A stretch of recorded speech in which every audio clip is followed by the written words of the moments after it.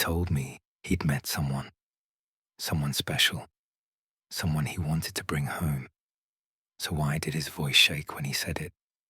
Why did his eyes linger on me like he was waiting for me to stop him?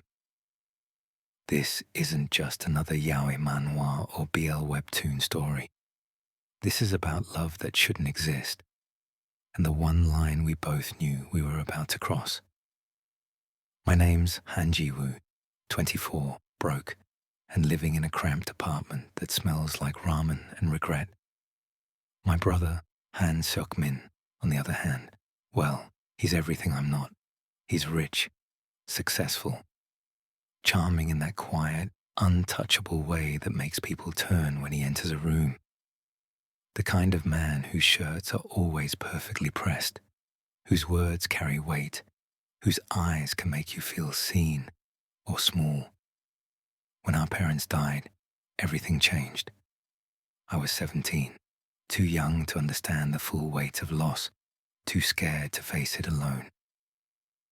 One moment, the house was filled with noise, the smell of Mom's soup simmering, Dad's laughter echoing through the hallway, and the next, silence.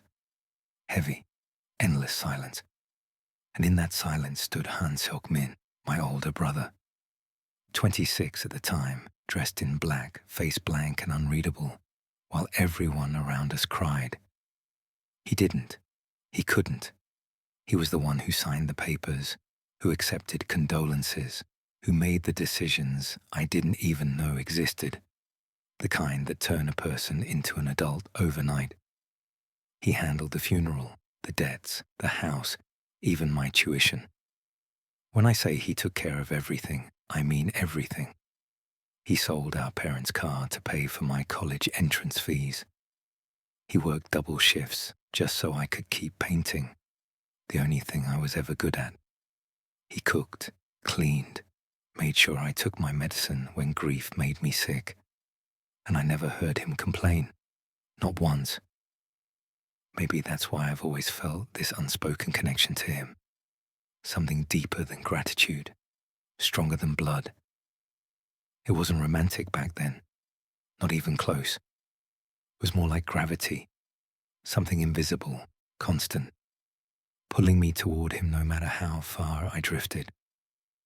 But growing up with him was confusing. He wasn't just my brother, he was my constant, the one who stayed when everything else fell apart, the one who made sure the world didn't swallow me whole. When I had nightmares, he was the one who came running. Sometimes I'd wake up screaming, sweating, calling for Mom, and he'd be there, quietly sitting beside me, brushing my hair away from my face until I calmed down.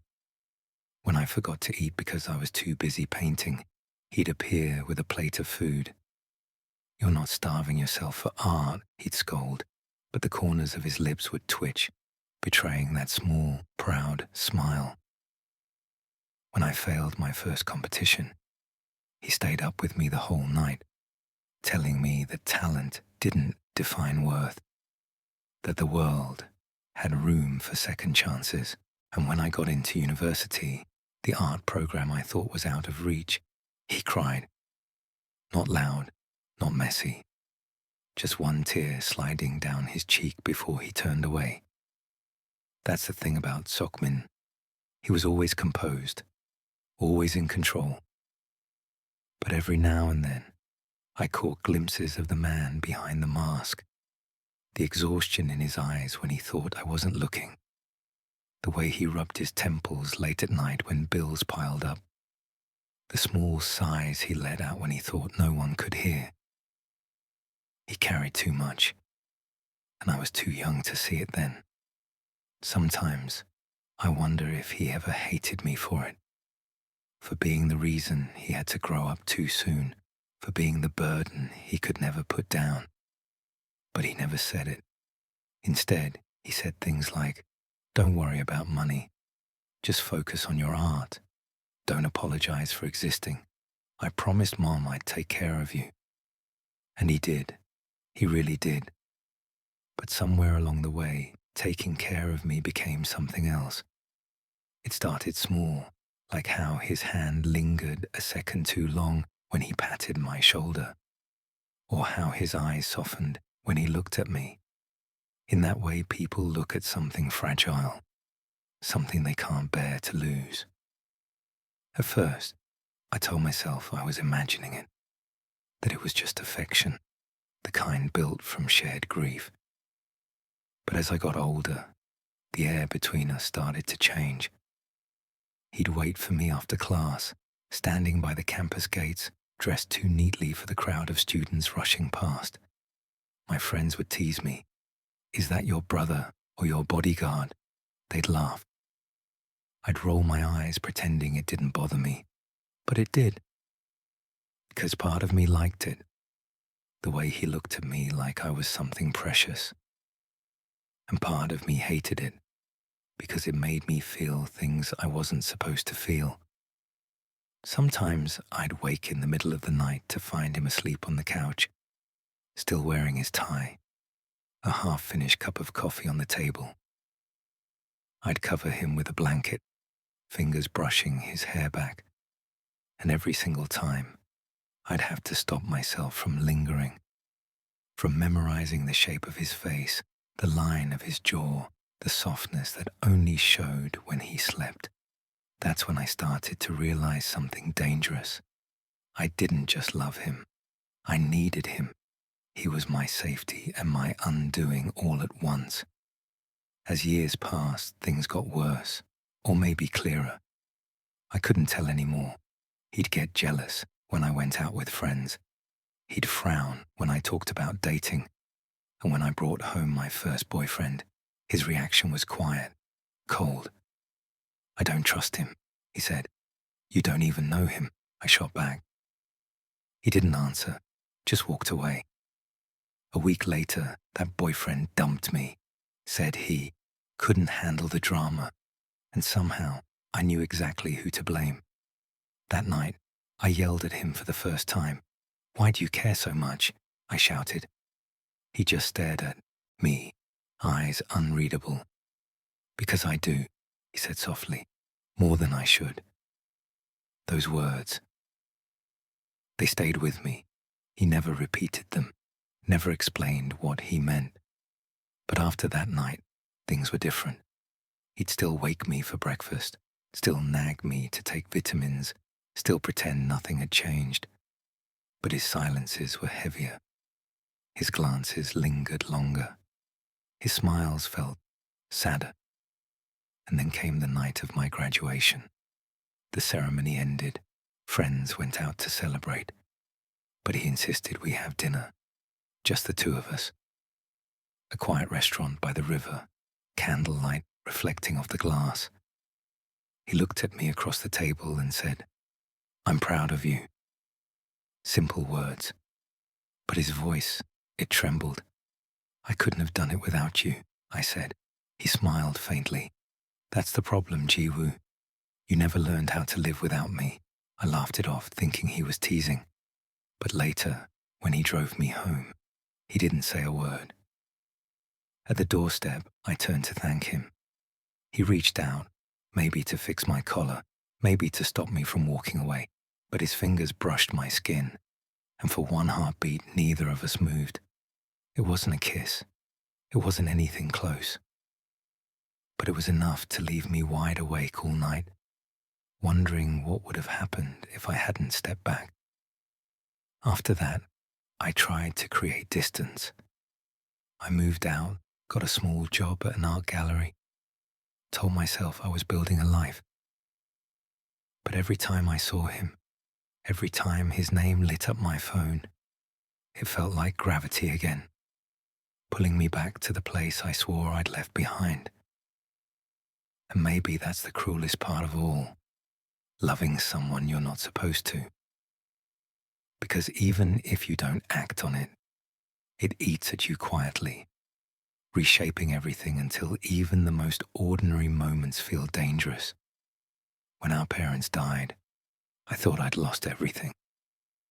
But what I didn't realize was that I was slowly losing him too, piece by piece, to a love that could never be spoken aloud. And over time, The lines started to blur, because sometimes when he smiled at me, it didn't feel like family. It felt like gravity, like something I shouldn't want, but couldn't stop wanting. Then one evening, he called. "Jiwoo," he said, voice unusually soft. "I've met someone. Someone." Two simple words that felt like a punch to the chest. I forced a laugh. "That's great, Hyung. About time." But my voice cracked halfway through. He didn't seem to notice, or maybe he pretended not to. "I want you to meet her," he said. "She means a lot to me." And just like that, my carefully built wall began to crumble. When the weekend came, I went to his penthouse, the kind of place that looked like it belonged in a luxury magazine. The city glittered below us, and everything smelled like money and cologne. He greeted me at the door, wearing that soft smile that used to make me feel safe, except this time, it didn't. This time, it hurt. "Jiwoo," he said, brushing invisible dust off my shoulder. "You look good." I shrugged. "You too. So, where's she?" He hesitated, just for a moment, before answering. "She's parking. She'll be here soon." The silence that followed was unbearable. The air between us felt heavy, like the room itself was holding its breath.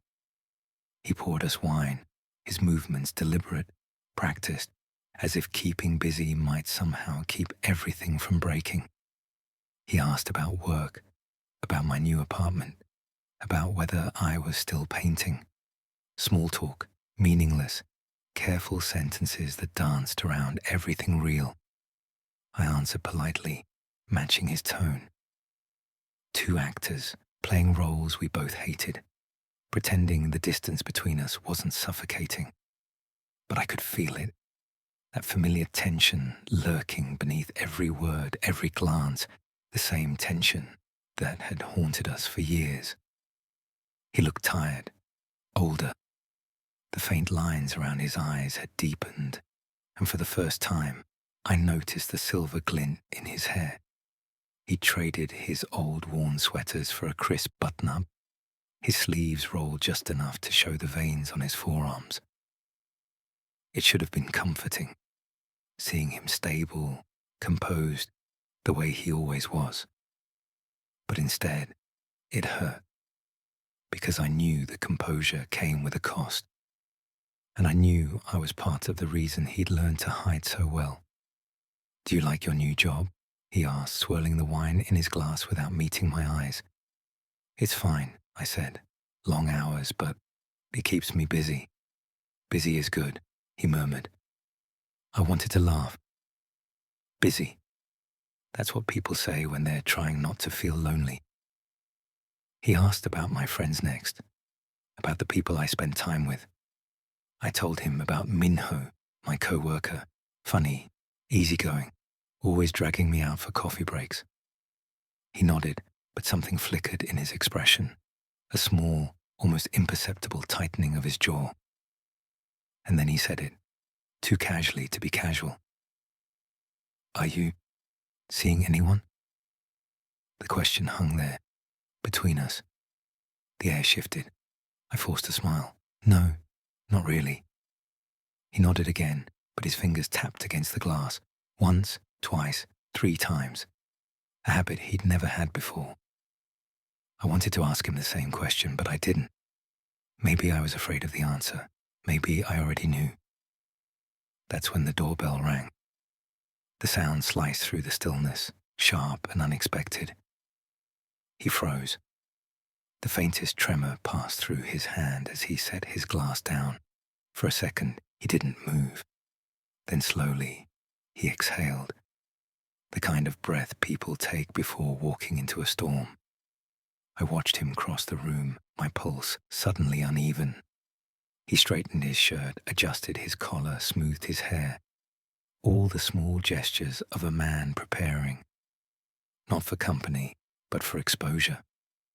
When he opened the door, a woman stood there, elegant, poised. Everything about her screamed control, from the soft beige coat draped over her shoulders to the way her lipstick matched the color of her nails. She smiled politely when she saw me, but her eyes flickered between us, uncertain, like she'd just walked into a scene she didn't fully understand.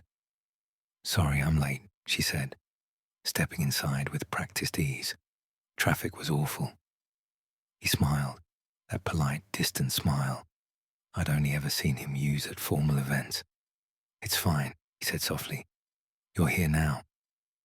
You're here now." Something in me twisted. Those words, they were meant for someone else now.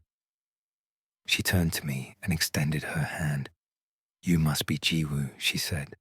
"I've heard so much about you." Her tone was warm, genuine even. I shook her hand, forcing my lips into a smile. "And you are?"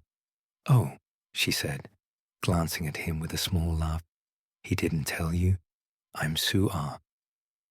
The name hit me like a quiet echo, familiar yet foreign, like a note played slightly off key. He stepped closer. "We've been seeing each other." The words were simple, harmless, but they changed everything. Something inside me cracked, silently, invisibly. "Oh," I said, trying to sound unaffected. "That's nice." He watched me carefully, his eyes searching for something. Maybe a reaction. Maybe forgiveness. I gave him neither. Suha placed a small gift bag on the table. "I brought dessert," she said brightly. "Thought it might be nice after dinner." "Thank you," I said. My voice didn't sound like mine. She smiled again, graceful, unbothered. I envied her for that, for being able to exist in this space without the weight of history pressing down on her chest. He poured her wine next, his movements slower now, almost reverent. When their fingers brushed, she smiled up at him, soft, intimate, familiar. And I realized she knew him, the way I once did. Not the stoic brother who carried the world on his shoulders, but the man who could laugh, relax, be gentle. The man who had learned to hold back for so long that he'd forgotten what it felt like to be seen.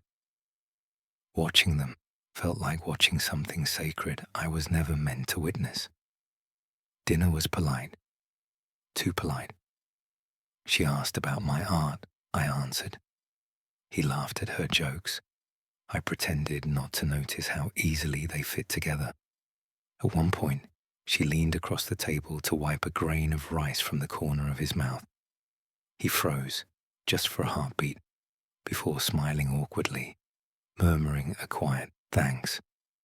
It shouldn't have hurt, but it did, because I'd seen that look before, the same quiet fluster, the same tenderness, except it used to be directed at me. When she excused herself to take a phone call, the room fell into silence again. He didn't look at me at first. He just stared at the empty chair she'd left behind, as if searching for the right words. Finally, he said, "I wanted you to meet her." "Why?" I asked quietly. He blinked, surprised. "Because you're important to me. Both of you are." "Important," I repeated, the word tasting bitter. "Right. Jiwoo." "No," I cut in, setting my fork down. "You don't get to do that. You don't get to invite me here and act like we're fine. Like there wasn't," I stopped myself. "Like there wasn't something." He looked at me, and for the first time in years, I saw it. Guilt. Deep, unspoken guilt. "I'm trying to move on," he said softly. "From what?" He hesitated. "From everything that shouldn't have been." The words hit like a slap. I laughed, quietly, bitterly. "Right. So that's what I was. A mistake. Don't do that," he whispered. "You know it wasn't like that." "Then what was it, Seokmin?" He didn't answer. Outside, rain began to fall, soft at first, then heavier, like the world itself was tired of pretending to. When Suha returned, neither of us spoke. We smiled, joked, cleaned the table, all while pretending nothing had cracked open between us. Later, as I stood by the door, putting on my shoes, she handed me an umbrella. "It's late," she said kindly. "Be careful on your way home." "Thanks," she smiled. "I hope we can talk more next time." Next time. The words burned. He walked me to the elevator. The hallway was quiet, dimly lit, the faint hum of city traffic in the distance. "Jiwoo," he said finally. I turned, refusing to let the tears fall. "She's good for me," he said. "She makes things easier." "I'm sure she does. And you—" He hesitated, his voice trembling. "You deserve to be free from me." The elevator chimed. I stepped inside without replying. But just before the doors closed, he whispered, almost to himself, "I'll always care for you, Jiwoo, even if I shouldn't." And then the door shut. The ride down felt endless. By the time I stepped out into the rain, the city lights blurred through the water in my eyes. The umbrella stayed closed in my hand. I let the rain soak through my clothes, washing away the last of his scent, his touch, his voice. But no matter how hard it poured, it couldn't wash away the truth. He was trying to build a life without me in it. And I was still standing in the ruins of what we never said. We sat for dinner. She talked about travel, business, and designer bags I'd never heard of. But Cheokmin?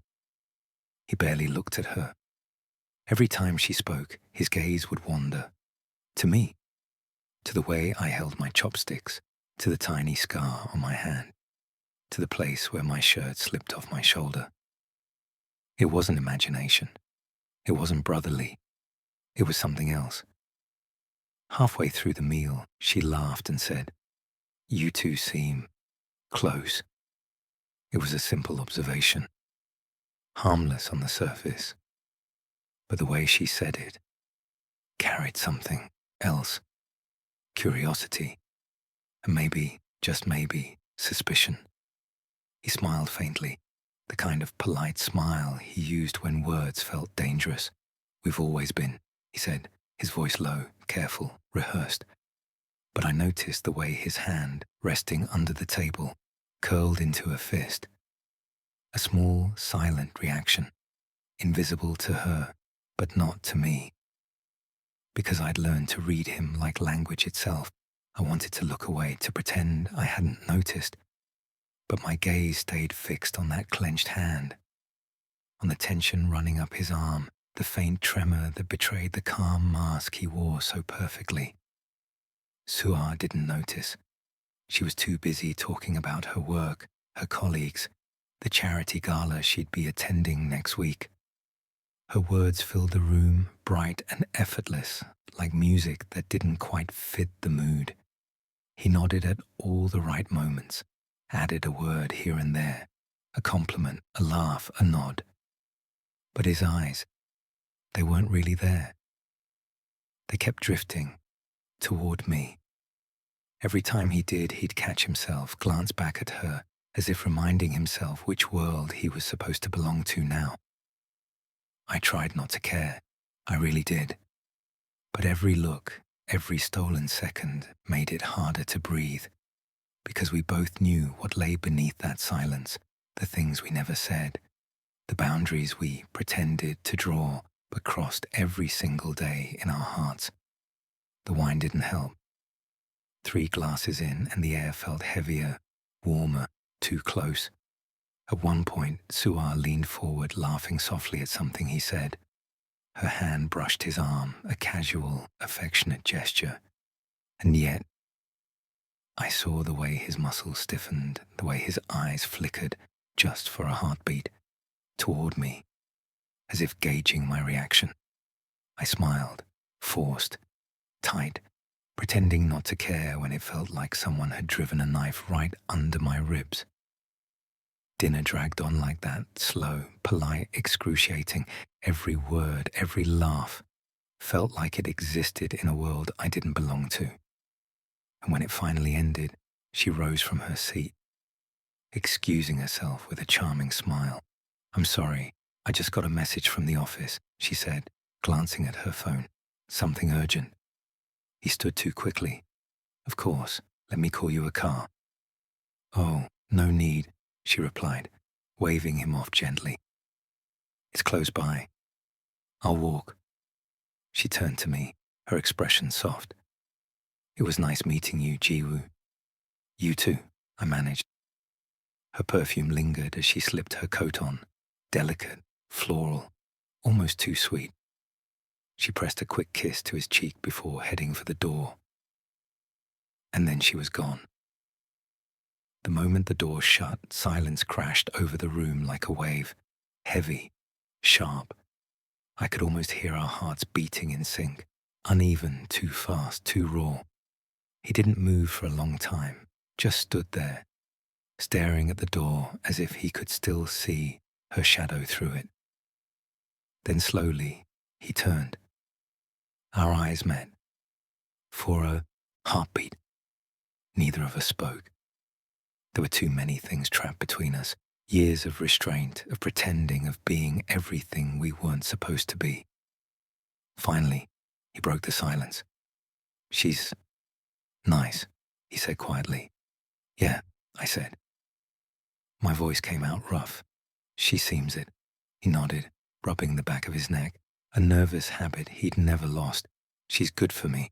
I almost laughed. Good for you? He frowned. You know what I mean. Do I? I asked softly. Because from where I'm sitting, you looked like a man holding his breath all night. He didn't answer. The silence that followed was louder than any argument. Jiwoo, he said finally, his tone low, careful, the way it always got, when he was afraid he might say too much. Don't start.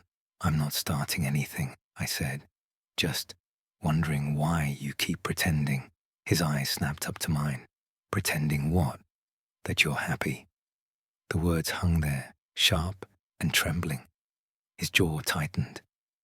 You don't know what you're talking about, don't I? I took a step closer, unable to stop myself. Because I remember the last time you tried to convince me of that too, and you looked exactly the same as you do now. He laughed once, humorless, bitter.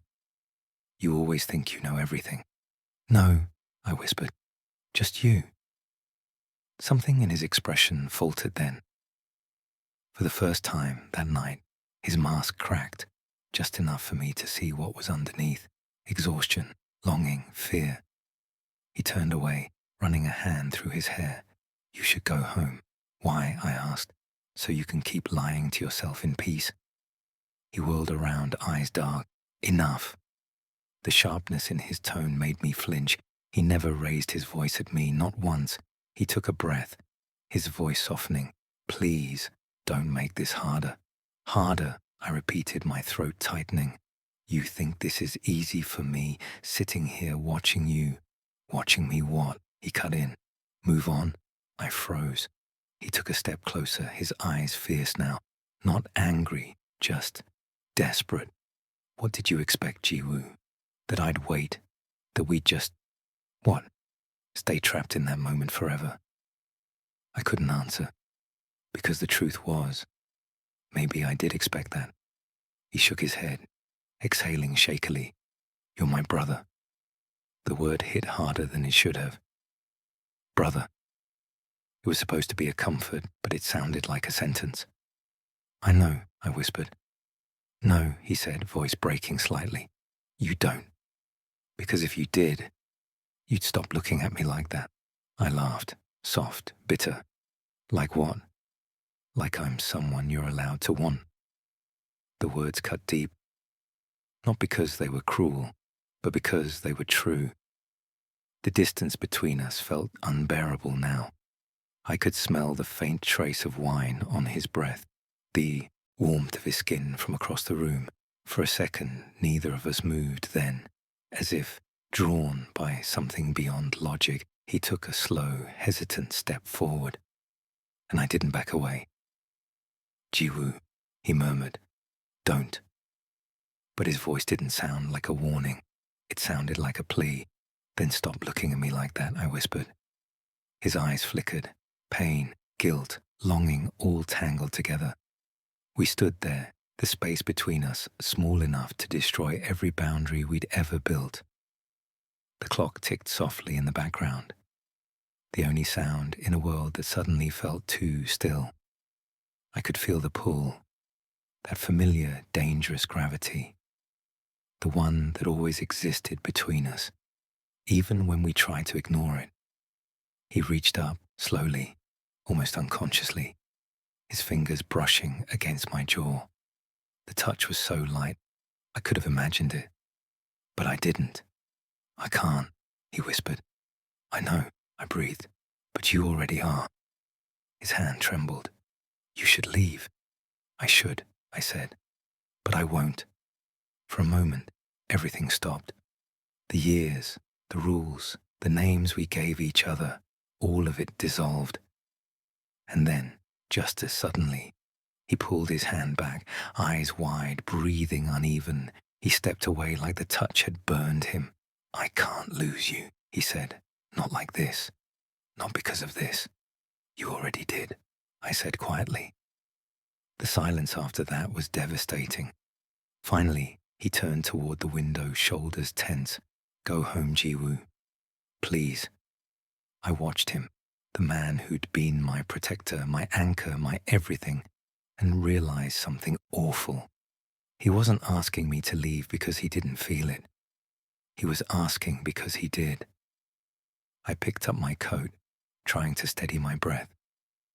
He didn't turn around as I walked to the door. My hand lingered on the doorknob. I wanted to say something, anything, that would make it easier. But there were no words left that could fix us. Good night, I whispered. He didn't answer. And maybe that was the answer itself. When I stepped into the hallway, the air felt colder, too clean, too empty. Behind the door, I could still hear faint movement. A soft thud, maybe his hand against the wall, maybe his heart breaking the same way mine did. I took the elevator down, my reflection trembling in the mirrored walls. For the first time, I didn't look like myself. And as the doors opened to the quiet street below, I realized something. Love wasn't always about holding on. Sometimes it was about walking away, even when every part of you screamed to stay. But that night, under the glow of the city lights, I couldn't help but wonder if he'd run after me, even once, would I have turned back? I turned to him. She's nice. He didn't answer. I tried again. You really like her? That's when he said it. I tried. I blinked. Tried. He looked away. To like her. The words hit harder than I wanted to admit, because buried inside them was a truth I'd been too afraid to face. He stood up abruptly and walked toward the window. You shouldn't have come, he whispered. Why? I asked, my voice trembling. Because I can't keep pretending when you're here. The night was thick with tension. I could hear the city below us, horns, laughter, life. But in that penthouse, it felt like the world had stopped. He turned to face me, and for the first time, I saw him without the mask.